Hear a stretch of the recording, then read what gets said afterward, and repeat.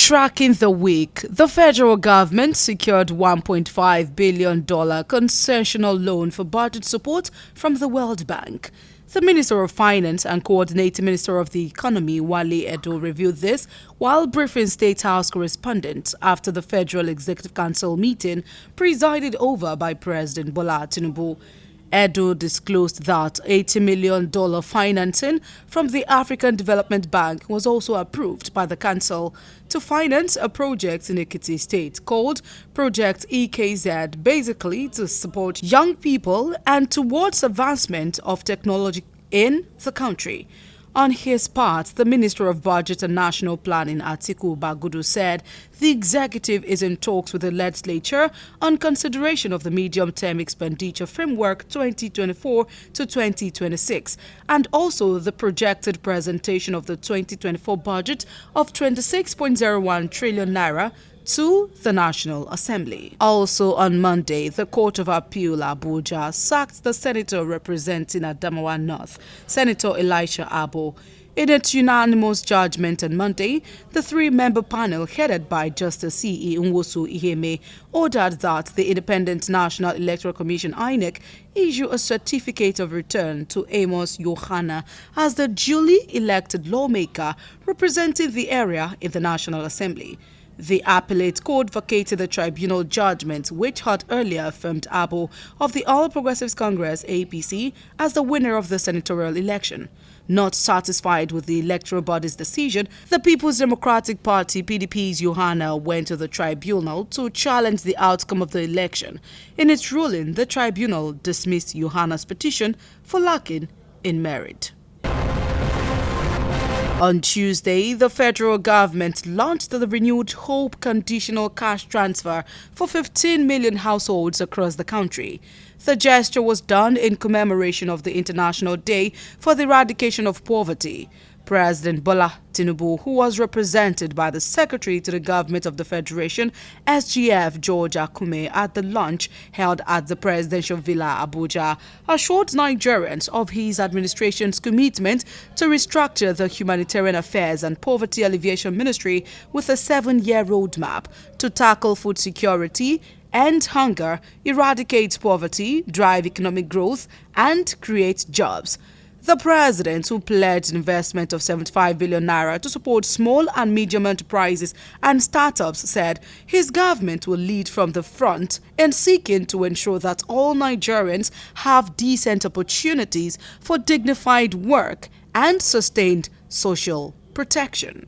Also on Tuesday, there was drama at the Senate as the senator representing Borno South and the chief whip of the Senate, Ali Ndume, staged a walkout from the Red Chamber. Ndume had during plenary raised a point of order, citing Order 54 of the Senate rule. The Senate chief whip expressed strong reservations about the Senate's president, Godswill Akpabio, handling the plenary, which he noted were in breach of the rules. Ndume had called the attention of the House to some abnormalities he had observed that are against the rules of the House, noting that nobody is too big to learn. In the course of his explanation, the Senate's president interjected him and ruled him out of order. Disturbed by the development, Ndume stormed out of the chamber and went straight to his office. On Wednesday, the Senate confirmed the nomination of Ola Olukoyede as the chairman of the Economic and Financial Crimes Commission, EFCC. Also, the Red Chamber confirmed Mohammed Azan Hamad Joda as the secretary of the commission and Halima Shehu as the national coordinator and chief executive officer of the National Social Investment Agency. Correspondent Kule Ojo reported that prior to his confirmation, Olukoyede had presented his vision for the commission before the lawmakers and called for concerted effort in the fight against corruption and financial crimes in Nigeria.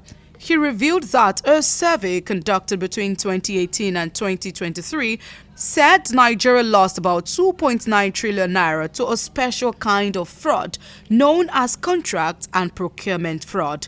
Other senators later grilled Olukoyede on issues bordering on activities of the Anti-Graft Commission. The Senate later entered into the committee of the whole House, after which the three nominees were confirmed. Still on Wednesday, in a major milestone for Nigeria at the ongoing Belt and Road Initiative Forum (BRI) in Beijing, China committed to refinancing and completing the Abuja-Kano and Port Harcourt-Maiduguri railway projects. President of the People's Republic of China Xi Jinping made the pledge while responding to requests made by President Bola Ahmed Tinubu, who was represented by Vice President Kashim Shettima at a bilateral meeting with the Chinese leader in Beijing. It would be recalled that since the launch of the project, China is yet to release funds for the two major railway projects in Nigeria, largely due to cutbacks and commitment. China had agreed to provide 85% of financing for the construction of the railway project, while Nigeria, which had the duty of paying the 15% balance, paid its part of the funding from inception through appropriations. The crucial infrastructure, also termed a legacy project, has the China Civil Engineering Construction Corporation (CCECC) as the contractors named to execute the project. On Thursday, President Bola Ahmed Tinubu approved the appointment of 8 new chief executive officers (CEOs) for parastatals and agencies under the Federal Ministry of Information and National Orientation with immediate effect. They include the National Orientation Agency, the Nigerian Television Authority, the Federal Radio Corporation of Nigeria, National Broadcasting Commission, Voice of Nigeria, Advertising Regulatory Council of Nigeria, News Agency of Nigeria, and the Nigerian Press Council. The appointment came 24 hours after closed-door talks between the President and Information Minister Mohammed Idris at the State House, Abuja. Special Advisor on Media and Publicity, Ajurin Glali, revealed this in a statement he signed on Thursday titled President Tinubu Appoints New Leadership Across the Information and National Orientation Sector. Still on Thursday, cholera outbreak killed at least 12 persons in the last 1 month in Ogun State. The state government had on September 17 alerted residents of the outbreak of cholera in Ijebu North local government area. The Commissioner for Health, Dr. Tomi Coker, then confirmed 12 fatalities out of about 246 cases recorded so far. The Commissioner disclosed this while giving an update on the outbreak shortly after a stakeholders' engagement held at the ministry in Abeokuta, the state capital. Coker explained that the cholera outbreak is being fueled by high level of open defecation, poor waste management, and poor water source. To curtail the outbreak, she said the government has begun chlorinating wells in Ijebu North, which is the worst hit local government by the disease. And on Friday, President Bola Tinubu approved the waiver of no work, no pay order instituted against striking members of the National Association of Resident Doctors (NARD) on August 1, 2023, following the commencement of the industrial action, which began on July 26. After several constructive engagements between the federal government and NARD, the resident doctors called off their strike on August 12, 2023. The Office of the Accountant General of the Federation was directed to withhold all salaries accrued by the striking NARD members during the 17 days of the strike. However, President Tinubu directed the grant of a waiver with a mandatory requirement that the Federal Ministry of Health must secure a document of understanding establishing that this exceptional waiver granted by the President will be the last one granted to NARD and other health sector unions. In the same vein, the President approved the partial waiver of no work, no pay order instituted against striking members of the Academic Staff Union of Universities (ASU), following the commencement of their 8-month strike, which began on February 14, 2022 and was terminated on October 17, 2022. A statement signed on Friday by the President's Special Advisor on Media and Publicity, Ajirin Gilali, revealed that the waiver will allow for the previously striking members of ASUU to receive 4 months' salary accruals out of the 8 months of the salaries which was withheld during the 8-month industrial action taken by the union.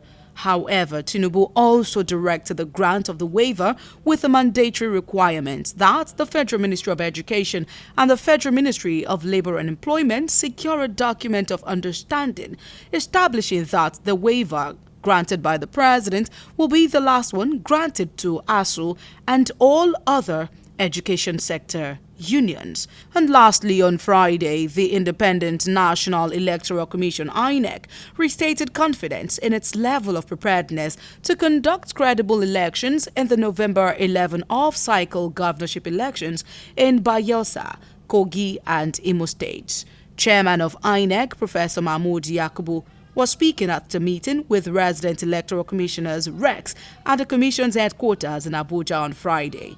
He said the commission plans to deploy a total of 46,084 regular and ad hoc staff for the 3 elections, which involve 5,409,438 registered voters that would vote in 10,510 polling units across 649 electoral wards in 56 local government areas of the 3 states.